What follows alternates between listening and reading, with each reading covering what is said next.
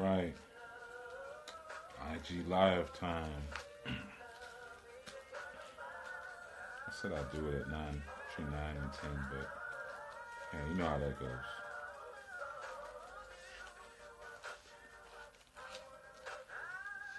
Yeah, man. Oh, hey. There's people here.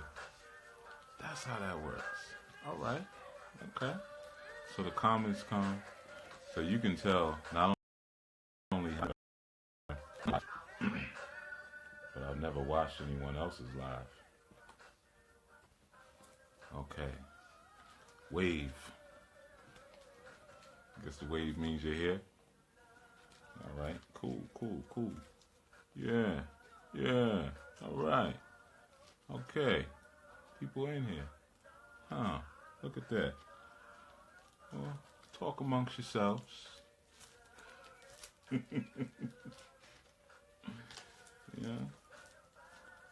Yeah. So yeah, so I did Facebook Live, and then I did a Lafayette. Sis, Chief, you can't do widescreen on IG. Okay, cool. Thanks for letting me know. Let me fix it. I guess I'm turned to the side is what you're telling me. All right. I did that so I didn't have to hold the phone. Let's see. How's that? Is that better? You let me know, Anwar. Anwar's always on point, man. Nobody else said anything. Anwar always makes sure. But tell me if that's I did. You know, I don't know. Where's my knife? Yeah, man. So okay, that's cool. All right, thanks, Anwar. Appreciate that. So yeah, man. Like I said, so yesterday we did YouTube. Peace, Spencer.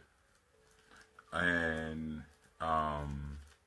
so I guess I was turned to the side. That's what it was. Okay, cool. I think it'll stay like this. I didn't want to hold it, you know, and then be all like that and everything. But so we did Facebook Live. I did YouTube Live, and I checked the date. Remember, I said that I haven't done a video in a long time on that particular channel. I mean, it's got like 7,000 subscribers, but it's from the old videos. And I checked the date. The last time I did a video on that channel was yeah, I know, Chris. You know, inside joke. Uh, was March of 2015. So it had been, you know, yeah, man, it had been like 3 years since I put a video on that other channel, man. So I'm glad that we did the live last night, you know, to get us, you know, to breathe it. You know, I'm glad that was done. Yeah, man. So I trust everyone had a productive day today, man. You know, I trust that you all had a productive day and you standing on the convictions of your purpose, man, because if you're not standing on the convictions of your purpose, man, someone's probably running a game on you, you know? So whatever you do, you got to make sure it's adding up to where it is that you say you want to be going. You know, that's why a lot of times it's good when you can strategize from your destination on backwards. You know, it's kind of like when you're doing, you know, putting your directions in your car and whatnot, and you're in the car, you say where you want to go, and then it maps you from where you're at. But if you don't do that, a lot of times if you don't have your destination in mind, you'll just be driving around in circles. You know, rocking with the 14 keys. All right, cool. Good, good. But yeah, man, peace everybody. It's a lot of I didn't think you guys were gonna show up so quick, man. To be honest with you. That's why I was kind of just you know, getting my life together and stuff. Here's my water. Yeah. Getting my little stuff together. But yeah, man, peace everybody. Like I said, man, I definitely trust that you're standing on the convictions of your purpose, man, you know, because that helps everything you do to make sense. Like, you want every breath that you breathe to add up to where it is that you want to be. You see, every single breath. Yeah, I don't know about that star of the story. You know, show my age for a second.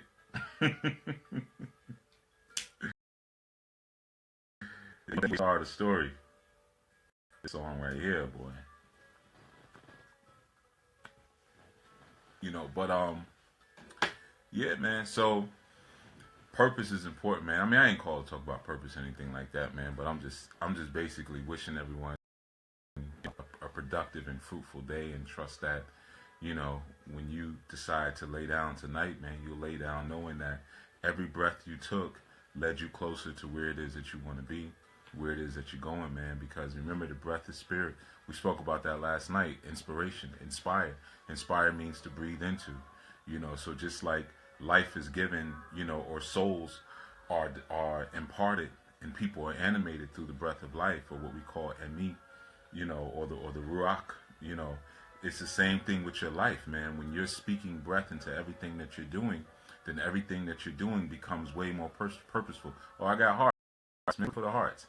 Yeah, you guys are gonna have to tell me everything that all this stuff means, man. Because same thing on the Facebook Live, all this stuff was jumping off on the screen, and I was looking at, man. You gotta understand, I'm not social media, but I'm very tech savvy, but I'm not social media savvy, so sometimes I don't be knowing what the stuff is, man. So I guess the hearts mean it's good. Bunch of hearts, it's good. Yeah, you know, I think that's the code for symbol for something good. And I see waves, so I'm waving. I guess that means what's up, you know. And I don't know if that's a cry. Natural Roots NYC. Hey, Natural Roots NYC does hair products, man. Y'all should follow her page and go over there. Lately, I've been noticing you've been putting up advertisements and stuff for some of the stuff you do, Natural Roots. And you know, I'm big on people. Hearts is the likes on FB, Chief. Okay, we're on Instagram now. Okay, hearts are good. Yeah, man, go support that sister, man. You know, anybody who's doing something, support them. We got to reward each other from the inside first, man. You know, we're always looking for accolades from aliens outside of our community who don't even understand our psychology. But we got to reward from the inside, and we got to punish from the inside. That's another, man. You know, sometimes I see some of these, like, I guess e-beefs, I guess they are, amongst some of the, they're not even scholars, but just people you guys like, because they talk a lot. Because they're great regurgitators, you know. And I'll always see like these comments like, y'all need to just sit down at the table and get it together. If y'all would just sit down. People don't like to be, you know, don't like to recognize that sometimes it's one person who caused problems. And you can't always sit at the table with everyone, you know. I'm not going to sit at the table with my enemies and talk or eat or anything else, man. If you that close to me, man, I'm going to hurt you. Like they say, keep your friends close and your enemies closer. My enemies close to me. They ain't going to be enemies anymore. You know, so it's just simple. We reward from the inside first, and we punish from the inside first, man. But when you see someone's doing something, man, you know, just give them a little play. It's not a big a deal, you know. Give them a little play. But yeah, you know, I've been talking about my documentary that we've been working on. Sucker MC YouTuber. You catch me every time, Lo. I don't know why I read your comments. Every time I read Lo's comments, I start laughing. Well, yeah, you know, YouTube and Facebook and all that. It's a very effeminate, you know, platform. All of it is like, it's really for women to be a great place to do what they do, man. But as a man on those platforms, it's not really much you could do, you know, because you end up just really commenting on the activities and the behaviors of other men, and that's not very manly. You know, as men, we got to go out there and we takers. We have to be the ones that people are commenting on. You know, do things worthwhile that can be commented on, man. That's our job, man. But yeah, man. So go check out Natural Roots NYC. Buy some of her stuff. You know, even if you got a baldy, you know, get some stuff for your daughter. You know, for your son or for your girl or whatever. You know, I saw her advertisements up. You know, there's a couple people on here. You know, um, yeah, man. A couple people do different things, but like I said, man, I've been talking about all whores go to heaven, and the reception has been really, man. Of course, you know, some of the stuff that I kind of already expected, just in terms of like people being a little, I'm not gonna say so much turned off, but there have been people who've been like, you know, what's that about? You know, like what are you doing? You know, and I kind of expected that, but you know, I do whatever I feel like doing. That's the beauty of freedom. You know, like sometimes people ask me, "Does they see me do something?" I say, "What do you do for a living? Whatever I feel like doing. That's what I do. How do you make money? However I feel like making money. Do whatever I feel like doing. You know, I'm free. You know, I'm independent." And the next documentary we'll talk about men like that. But this documentary is about yeah, horror does get folks worked up. But you know what? A lot of things get folks worked up because folks by and large don't study anything. Folks by and large say a lot of things, speak a lot of things, feel a lot of things without any real substantiation. You know, so you might say something and they don't like the way the word sounds because of how they've been programmed, and then you're supposed to now accommodate their, and that's not really my, that's not what I came here to do, was to accommodate stupidity. I came here to, you know, help people wake up, you know, just kind of put some Epsom salts, you know, under the nose, and help them just to come out of the dream. But I can't shape what I do and what I teach based on people's, you know, unwillingness to move beyond where they've crystallized themselves. Because a lot of times people will freeze themselves where they feel they have the greatest grasp. You know, it's like, you know, dojos in the New York City area, two martial arts dojos, mixed martial arts. This was years ago. And sometimes in my school, like, we'd have like black belts. They would come from another system, but we'd have like black belts who would try to sneak into my class and perpetuate themselves as like white belts or yellow belts. And they would do that so that, you know, you would treat them as like a yellow belt, you know, yellow belts and white belts. And meanwhile, they're black belts. But it's because they don't want to go beyond wherever they are. You see, so they've gotten their black belt and they're like, "Dag, man, what should I do next? Let me just, you know, let me go abuse some people who haven't made it to where I'm at." You know, and I used to be able to spot them real easy, and then back to the class, you know, have a conversation with them. You know, but so yeah, man. Sometimes it's like that. Even like you said in words like whore and whatnot, man. People hear it and they say, "Ooh," you know. And when I was young, the word Africa was that. When I was a kid, you know, there was like things you would say to insult people. You African booty scratcher, you black African. You know, that was considered, you know, something that was you know, undesirous of people. Even desire didn't achieve and strive towards being associated with that particular continent. And then, of course, over the years, um, there's still some of that, but a lot of that has changed. You know, when I was young, even the term African American wasn't really popular. It was Afro American, you know, and then we graduated from Afro American to African American, you know. So words are very interesting, and a lot of times the very words that we're already using are the ones that already have us um, locked into a paradigm of not knowing. You know, sometimes we don't realize the word sounds and codes that exist inside of words. So even when you say a word like whore, which if you listen to it is such a lovely word, whore.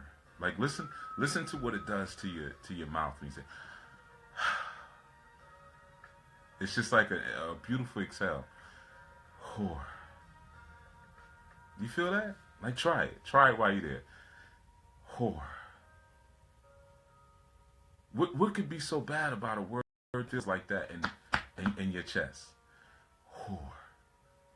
You know? It's almost like the sound of pleasure. Whore. You know? So how could that be that thing, you know. It's not like God. You say God, you got to hold your breath just to say it. Good. Duh. That G and D chokes you, you know? So, yeah, man, a lot of times people need to pull themselves outside of the paradigms and really kick back into a natural space, man. And sometimes naturally, things that come to you and the things that you feel, we learn to suppress them. We learn to second guess them. And we start to fall along with a paradigm of something that we don't know anything about. It makes no sense to us, man. Um, that happens spiritually, that happens intellectually, that happens emotionally, you know. But then we can hear words like hero, and we're in hero and horror, same root, Haru, you know, light, heaven, you know. So yeah, and I'm giving some of you know, there's so much that we're going to be talking about in this documentary, and there's so many experiences and cool people that are going to be a part of it, you know, that we've already started to pull in and interview and things like that, and a lot of cool scenes and stuff like that. But you know, I love teaching, man. So it's gonna be an experience where when you watch it, you definitely will walk away with a brand new understanding. And the more important thing, man, is like I say, in terms of whorism, every woman is not a whore, and even though a lot of them would like to be, but a lot of times what they're wanting to be and like to be is really it's really monolithic. You know, it's just one idea, and a lot of times that idea just relates to the sexual part. You know, because women are a lot more, they're a lot nastier than people give them credit for. You know, they're a whole lot nastier. You know, if anyone has ever you know what I'm talking about. You know, side when she's already cheating with you. You know, as a young man, I've been a side piece to a married woman before. You know, when I was young and tender. Now, you know, not so much. You know, but when I was young and tender, yeah, you know, older women used to like to scoop me up. You know, but and you get to learn about a woman's dark side, and ultimately you learn that well, women are the dark side. So all of the rule breaking that's going to come into play is going to come in through the feminine attribute, because the masculine attribute is all about order. It's very stiff. It's almost rigid, but it's importantly rigid. You know, it's important. It needs to be that rigid. You know, it's just that important. Man, this song right here, sensuality.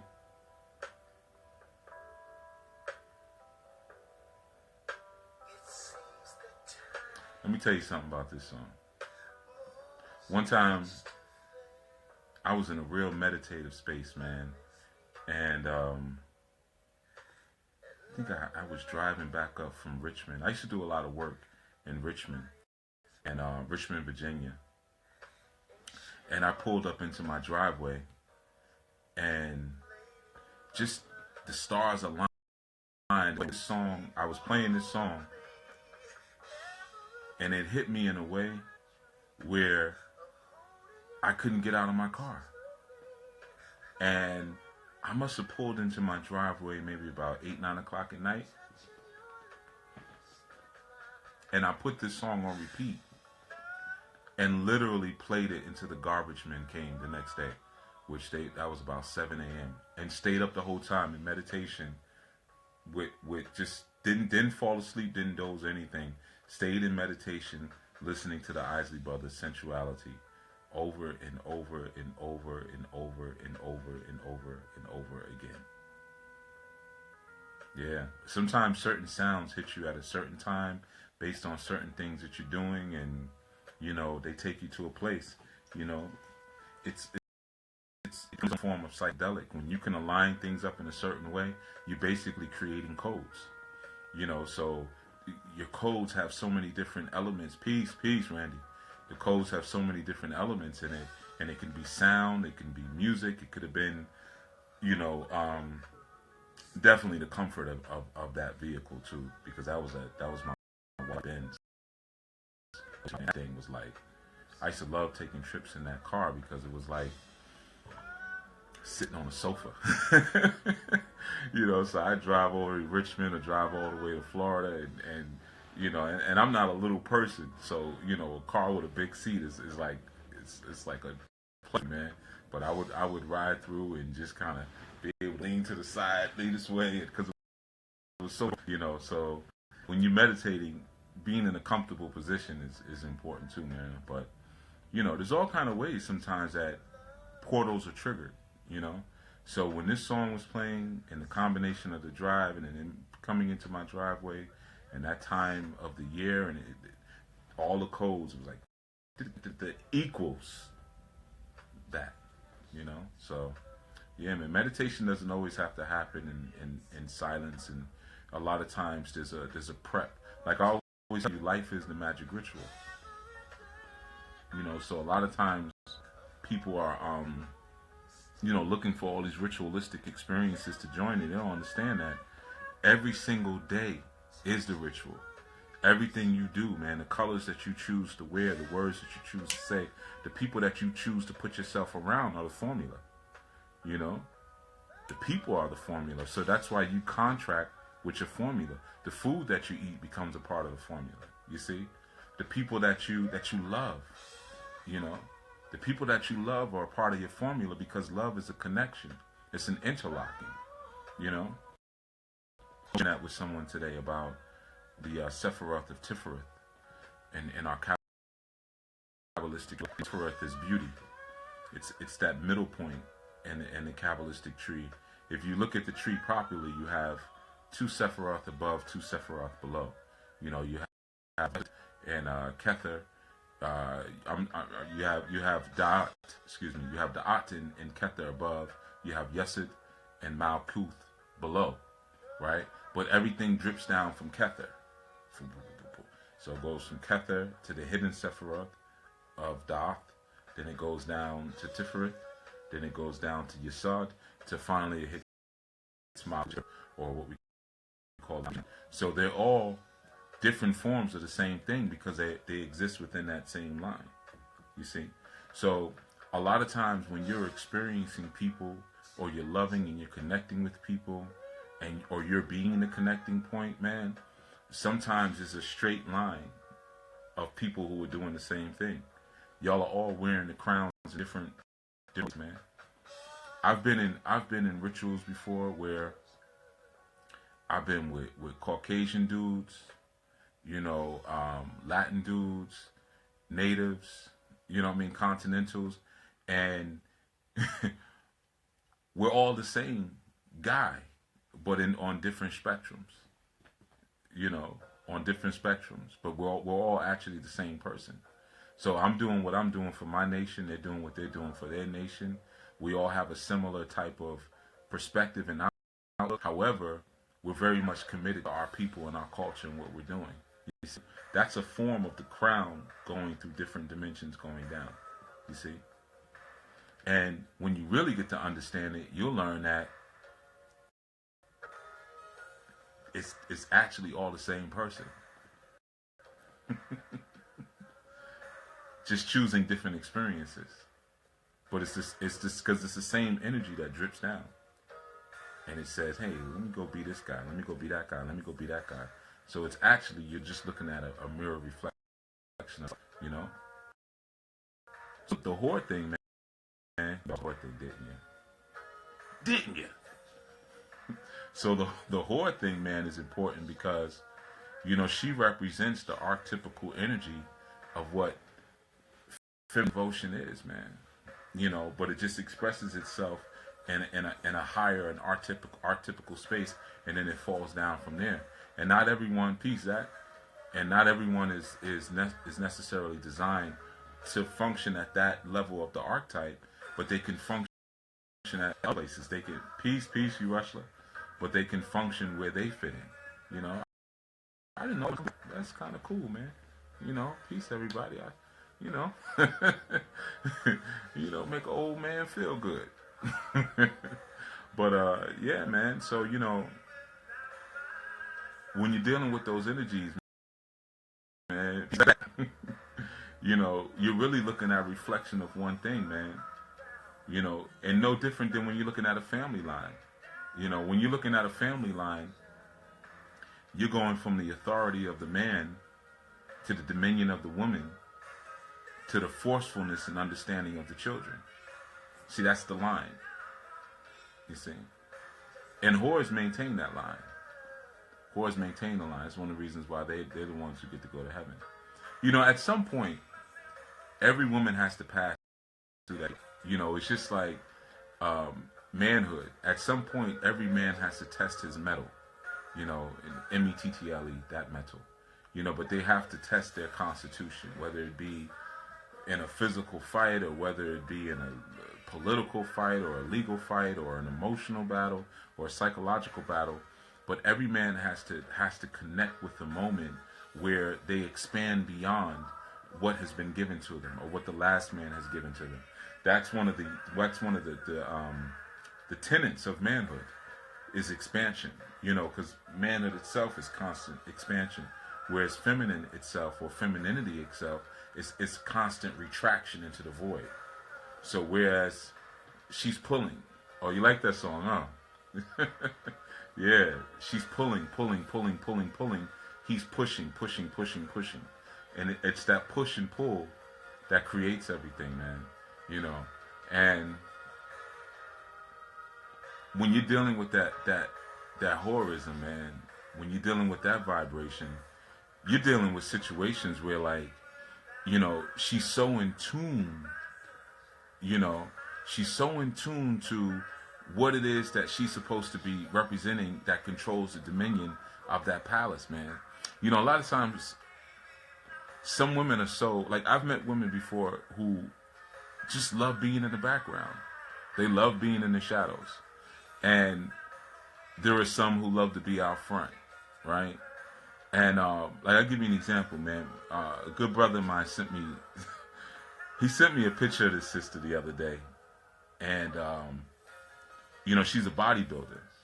And I guess he met her or whatever, and, she thought he was cute, or I don't know, he's kind of a pretty boy, so, anytime he shows me a picture of a woman, it's probably one who likes him, But, he was like, yo, what you think? Whoop, whoop, whoop. And this woman was like, yo, this woman looked like me with a wig. Me with a weave. Imagine, if you could imagine me with a weave, and, that's about it. Because everything else from head down, it was me, right? And he was like, yo, what do you think of her? And I was like, I mean, I think she's done an incredible thing with her body. Like, obviously she's put in an enormous amount of work. But I was like, you sure she's for you? Because she looks like she needs to be with someone looks like Conan the Barbarian or The Rock or something. Because where's the balance there, man? And he works out, but I'm like, but he's not nice like her. So there's always somebody for someone. And like I say a lot of times with women, when you're having difficulty listening to or coming underneath the instructions or the precedence of the man that you're dealing with, man, then what you need to do is find a stronger and better man.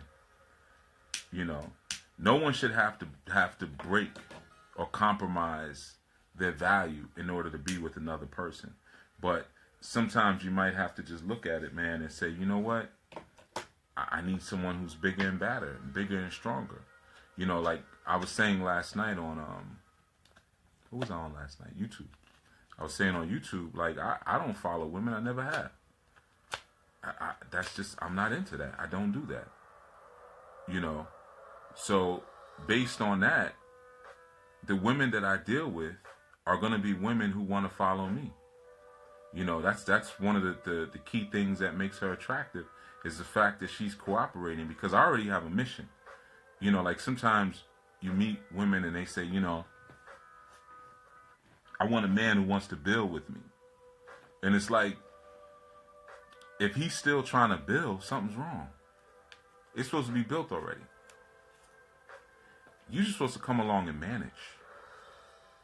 You're supposed to manage what he's already built. You see? So when you're dealing with the concept of horology, she understands that. She's not going to come into, I mean, most women, they'll come into a situation, whether it be a harem or whether it be a stable, and she's going to come into the situation and she's going to try to destroy it, because that's what all women do. All women come into your life to destroy whatever it is you put together, you know. And I know that some women are listening and they're, oh my God, where's the dislike button? There's no dislike button in Instagram. Oh my goodness. That's when you need to sit your big behind down and listen. Sit down and listen and learn something. You dig? You always come in to destroy everything because the womb is a destroyer. It's a natural part of your femininity to destroy. There's nothing wrong with that. We need stuff destroyed, just like we need things built. So as soon as she meets you, the first thing she starts doing is trying to change everything. Why does she try to change everything? Because she's womb-centric. She tries to give you more water than you want. You know? You'll go over to her place. She'll say, hey, baby, you want something to drink? Oh, yeah, I have a little water. You drink the water, she'll come back. You should drink some more water. I think you need some more water. I don't need any more water. I drank all the water that I want to drink. No, I think you need some more water. And she'll keep trying, you know, little things she'll do. She'll say, Daddy, why you wore the black shirt when you did this such and such and such? I like you better in brighter colors, you know. Which I like you better when you're quiet, you know, and bent over. So how about that? So why don't we make a compromise here? You see? So the thing is like, that's her nature, because once she puts things in her womb, she's taught spiritually, now create something with it. Change it. You put sperm in her womb, she's going to mangle it and twist it, and what's going to come out is not going to be sperm anymore. It's going to be a person. You see? So anything you give her, she's going to mangle and put into her dominion. That's natural. That's what it's supposed to be. That's why when you put a woman into a house, she's going to create a home out of it. And that's when you have to step back and say, you know what? Just do what you want. No, I'm not going to Bed Bath and Beyond with you. I'll give you a lift. I'll sit in the parking lot. But as far as if I like to color these curtains, something, I don't care. I put the windows in the wall, you know. And this is now your opportunity to do your magic, to do your color magic, to do your feng shui. Peace, Denny. Denny's one of my old students from way back. Yeah, peace. Well, he's a man now. He's a grown man now. Yeah. But anyway, so yeah, man, you know, that's one of the critical things, man, when you're dealing with horrorism, man, or you're dealing with the idea of that familial sense of cooperation. You know, everyone kind of knows their place and is excited to function in it. You know, and you know, I was talking to someone earlier today about this because he was going through some issues and a situation with a woman that he's dealing with, and she was just doing certain things, and he was like, you know, why is she doing this? Why won't she stop? Like, why can't it just be this and be that? And I was like, why can't you just understand women?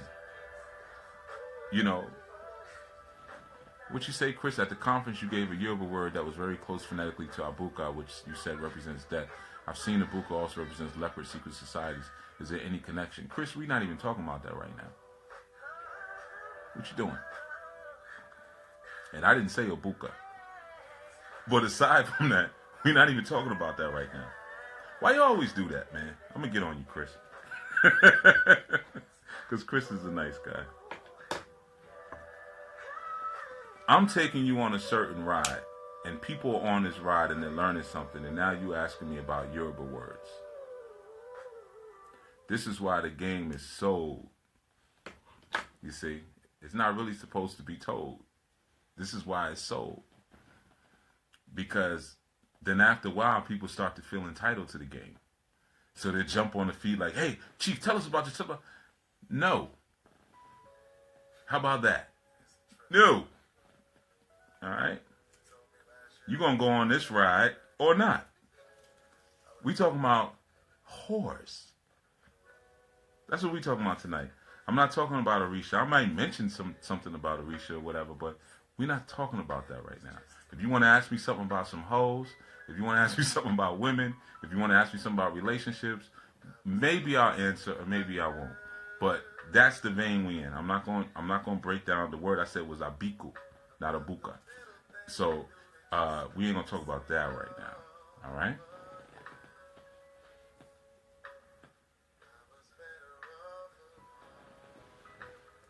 Yeah, man. Isn't that sexy that she does destroy? It sure is. Oh man, a destructive woman is gorgeous, and men know it. But a lot of times we can't say it. Like when we see these world star videos and stuff, that's why we like one of the reasons why we like girl fights. It's not just because of the nipple slips. You know, some years ago, man, I was with a woman who we were out, we were having a good time, man, and a situation happened, and before I knew it, man, she had knocked this woman out, and it was I come around the corner and I'm like, yo, whoop, whoop, whoop, and there was blood on the ground, and the woman was out making funny noises.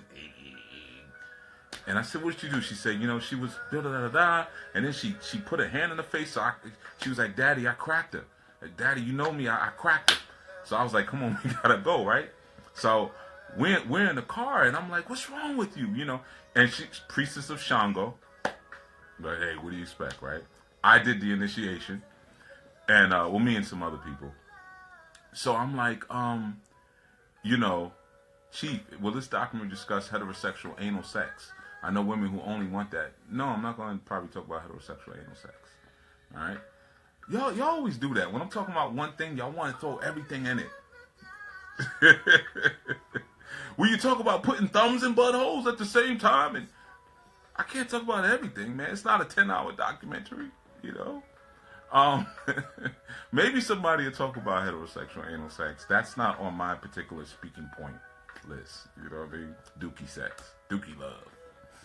But yeah, crack this woman and everything, and we get back in the car, and I'm like, what's wrong with you? Boom, boom, boom, boom. Why do you act like this? You're a grown woman. Da, da, da, da, da, da. But at the same time, in the back of my head, I'm like, when we get back home, oh my goodness, I'm about to knock the bottom out of that thing, because there was something very appealing about that destructive nature. There is something very sexy about a woman who is destructive but has that sense of controlled destruction. It's not just a rebel without a cause, but is a warrior who can actually knows when to cut the fat from things and remove things, because she's functioning that's her zone. She's in her bag. She's functioning in her actual nature. Just like there's times I've been in Cypher's building and whatnot, and the women who were with me, I can feel their energy on me, like, because they might like, I'm building, I'm constructing, I'm adding on, So yeah, man, there's nothing more gorgeous than when we're able to function in our natural positioning. And you find that when you're able to function in your natural positioning, mating is super simple. We have all kinds of classes and books and videos and things that we do how to get a mate. And the truth is, and I shared this with a priestess the other night. We were talking, and she was talking about attracting a man in her life and everything. And I was like, yo, stop thinking about men so much and you'll get a man. Work on you as a woman, because if you work on you as a woman and you create a certain characteristic glyph in the universe, then, as he asked me about Cardi B, Chris, what's wrong with you, man? He said, would you say Cardi B is a destructive force? I asked, because you said our boundaries, you should know our limits. Yet if you point to our culture, our habits are destructive for a lot of people's morals. I don't give a damn about Cardi B. She's not relevant to anything. I don't care anything about Cardi B. Cardi B has not put any money in my pocket. So if she put some money in my pocket, then I would probably if she put money in my pocket, I wouldn't have a conversation about it unless it was going to put more money into my pocket. So who cares about Cardi B? There's more influential women out here doing things. New York City natural. I messed up your sis. I messed up your handle. Natural Roots NYC. I just told you about her. She sells natural hair care products. She's more relevant to me than Cardi B. But yeah, man. Like I said, it's that idea, man. When you can first be aware of your own self-shape. Then it becomes more clear as to what your mating is. And a lot of us don't know our own self-shape. We figure that out in the course of a relationship, and then we end up creating a lot of havoc. As I'm reading these comments, man. We start creating a lot of havoc inside of our relationships because we don't know our self-shape. Once you know your self-shape, then you know what. Like for instance, the Shango sister, she and I were like twins. I mean, we had a prolific relationship. It was beautiful, and partly because we were just so similar. I mean, our Earth days were one day apart. We looked almost like brother and sister. She was big and tall, like me, and the difference was she was a lot more hot-headed than I, because I'm not hot-headed like that, man. Like I said, I'm quicker to try to crack a joke and quell everything. But if it does come down to it, yeah, But she would go to that place first, but we worked because I knew my self-shape. I know how gruff that I can be. I know how direct I can be. I know how expedient I can be when it comes to getting things done and the sense of urgency that I operate with. So I knew that I needed a certain type of energy that can flow with that. So you have to be aware of your own self-shape. And like Denny said earlier, you have to love yourself first. And that's exactly what it is, because loving yourself is knowing yourself. Because you can't love something that you don't know how to connect into. Love is a connection. It's a mating. And the word mating means to match. Now, how do you know your match if you don't know you? You see, so if I'm a key, if I'm shaped like a key, what mates to a key? A keyhole, right? But I wouldn't know that if I'm sitting walking around thinking I'm a screwdriver. If I think I'm a screwdriver, if I think I'm a hammer, and I try to put that into a keyhole, what am I going to do? I'm going to damage it, and I'm going to damage myself. Because I haven't taken the time to love me and say, okay, what am I? Feel my own strength, feel my own power, feel my own awareness, feel the convictions of my own purpose and where it is that I'm going and things like that, man. So, this is actually me playing the guitar, and I don't want to hear it because it's distracting. Yeah, I don't like to listen to my music I don't like to listen to music that I've created while I'm talking. But Zach said, I'm glad you just said that, Chief. Many get caught up with that word love. Yeah, they get caught up with the word love just like they get caught up with the word God, or they get caught up on, like you said, Denny, everyone's definition of love is different too, brother. You know why, Denny? Because people have never defined the word love. They don't have a definition for the word love. So it's just like God. People will say, well, everybody's definition of the word God is different. Why? Because they don't know what it means. So as long as you don't know what it means and you're used to living a culture where you accept fairy tale, because that's what's programmed into us when we're little children, to accept nonsensical things. Santa Claus is going to come down a goddamn chimney. Even if you ain't got a chimney, he's going to give you some presents, right? Or, love isn't abstract, Denny. Rewind. Come back. It's not abstract. It's not abstract at all. It's a word. That's it. It's just a word. You can make it abstract by the cultural definition or the cultural interpretation that you put on it, but people first have to get the concrete thing. It's like you as a man. I've known you since you were, 13, 14 years old, something like that, right? Now, from an abstract sense, I could still say, yeah, I still see that, Denny as a little bit. You're a grown man with a beard and locks, and you're grown now, right? So, in an abstract sense, I can only sit there if I want to and see you in that perspective as a child, right? But first, I have to get to know the man before 13. Okay, yeah. So I've known you since you was 13. How old are you now, man? Because you up there now. You probably about, 20, 25, 26? You're getting old, So if I choose to only see you, Denny, as that, I think I met you in 9th grade, as that, peace, brother Victor, Baba Victor. But if I choose to only see you as that, okay, you 29 now? Oh, man, I'm getting old. Wow. Okay. Man, y'all getting old, man. Y'all getting old. So, like I said, okay, I've known you, Denny, since you were 13, 29 years old now. Goodness. what am I doing with my life? Where's the years going? But it would be an abstract thing for me to only see you as that without acknowledging the change and the growth and the evolution of where you are today right now.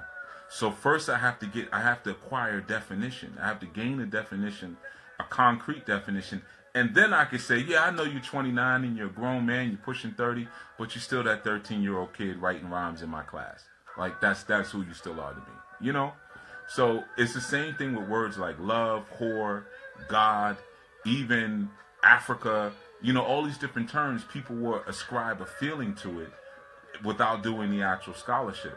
And the feeling is okay. Like I use the term Africa, but at the same time, I understand that it's not necessarily an ancient term, you see, but it's a term from a contextual standpoint that I might use parenthetically just to make a point, you see. So love has its own definition, man. It's just that sometimes we don't know about etymology. Just like Jesus has a definition, holy has a definition, Bible has a definition. There's someone at some point, these are not necessarily temple words that were inspired. Because you have temple words that are inspired. Like, let's say a word like Ra or Amun, or six, sex. We could just go on and on and on. But there's certain words that they're part of a temple language, and they're just like they sound. They were words that were created inside of temples, and they were born of inspiration. Now, what does inspiration mean? To breathe into. So when you receive that inspiration or that energy from that spiral, and it comes down in you, things will come out of your mouth, right? Like when I was sitting one day, I said, all whores go to heaven, right? So those are inspired words, but then you also have words that don't have that spiritual or that, like we call it, a romantic subcontext, that are just what they are, right? And a lot of times we tend to put an emphasis on certain words that really don't belong there, because we were trained by the society to do that. Just like the word black. You hear the word black or you hear the word white, and we place all these different connotations on it without even looking at it for a second and saying, well, actually, what are we saying here? Very similar to in this country when we say I pledge allegiance to the flag of the United States and the republic for which it stands, one nation, indivisible, under God, and I don't know the rest of it, but I know too much of it. And I stopped saying the pledge in what? Because I told my teacher I wasn't saying it anymore. I think that was second or third grade, somewhere around there. So I only had like 2, but I always heard the other children say it, But I pledge allegiance to the flag. Why would you pledge allegiance to a flag and not to a country, or not to the leader of the country? So first of all, that doesn't make sense. I'm pledging allegiance to a flag. Then you tell me that we live in a democracy, but the words say in the republic for which it stands. So is this a republic or is it a democracy? So now at a very young age, I'm immediately taught every single day. I got to stand up and say this thing. Under God, indivisible, liberty and justice. There we go. Under God, indivisible, with liberty and justice for all. Okay.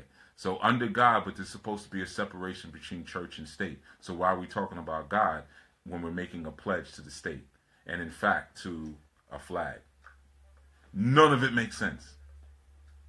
None of it makes sense, right? But when you're a child, you're taught to accept things that don't make sense. And when you start to ask for clarity, you're told that you'll understand it later. No, you won't understand it later as an adult. You'll just be bombarded by so many different things that you lose your zeal for scholarship.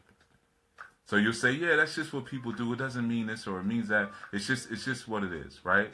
So it's the same thing with words that we use or ideas that we use. We got to get the concrete definition before we start ascribing abstract values, because abstract values live in the realm of femininity. And when you're living in the realm of, that's that water, it can change. It's so mutable. It can be this, it could be that, it could be that. But it's remember that the feminine energy is always stimulated by external masculine agitation. So it doesn't necessarily just evolve on its own. It's changed from external stimulus. That's why when you're with women, it could be a beautiful day outside. And men, you know this. A beautiful day outside, boy, I don't feel like going outside. You know, it might be nice outside, but as a guy, you just be sitting inside with all the curtains closed, and you know, you just sitting there and watching TV or just doing whatever you're doing. And what does your woman come and do? It's a nice day out. We should go do something. We should go to the park. We should go for a drive, whatever, whatever. Because she's stimulated by what's external, which is natural. That's fine. So she wants to go enjoy the nice day. For a guy, we don't care if it's raining, if it's sunny, if it's hot, we don't care. Whatever it is that we're feeling is what we're going to roll with. If it's nice day outside, okay, well, it's a nice day outside, right? So there's a certain responsibility that we have as men to agitate in a direction of evolution, you know. So we can't be the ones who are also subject to abstract definitions. So when you say the word whore, or you say the word God, or you say the word love, or Jesus, or any of these different terms, we can't be subject to abstract political and social architects who now define things for us. We have to have the concrete piece. And then once we have the concrete piece, she's always going to listen however she feels like hearing it. So she's going to take the abstract and she's going to take it somewhere. So if I say love is connection, she might say, yeah, I heard what you said. I was listening. Love means that you got to make time to connect with the people that you care about. You might say, that's not what I said. I said love is connection. Well, she's always going to take whatever you say and she's going to mangle it, because a woman is artfully fabricated. Look at a woman's body, it's art. Fat, skinny, ugly, whatever, it all looks like art. Men, we all pretty much look ugly as far as I think men are ugly, you know. But so she deals with that realm of art. You know, like when you're dealing with like even the Grecian deity Demeter, you know, what's it say? A sacred sex I've read in certain. Get sacred sex out of your mind. The House of Wisdom and Light. It's just sex. I've read in certain secret societies that temple sex women were able to retain their hems, keeping them attached to nature. The priests were so gentle that they never tore the hem. Yeah, see, that's that fantasy stuff, man. That's what that is. You know, in certain secret societies, which ones? And if it's so secret, why do you know about it? You know, that's the fantasy stuff. The priests were so gentle that they never tore the hem. Well, in sex temples, when you're talking about temple sex and quote-unquote sacred sex, which there really is no such thing, it's sex. Sex is sacred. Whether it's vulgar sex, whether it's nasty sex, whether it's whack sex, whatever it is, it's a sacred art. Regardless, because sex within itself, the word sacred is akin to the word secret. So when you say sacred sex, you're just saying secret sex. And what is a secret? A secret is something that is revealed to someone when they're ready for it. What is sex? Something that is revealed and given to someone when they're ready for it. I know you meant hymen, right? I figured it out as I was reading through it, right? But here's the thing. In temple sex, the priest didn't sleep with the women. It was people outside who slept with the women. Okay, so it was the passerbys and the travelers who would come into the temples and sleep with the women. And the women who they were sleeping with weren't necessarily priestesses. A lot of times through initiatory rites, they were regular women who lived in the community, typically married women. And they would devote a certain amount of time every year to go into the temples and service in that fashion to generate a certain energy. But they typically weren't sleeping with the priest. They were sleeping with the people coming into the temple to sleep with them. You see?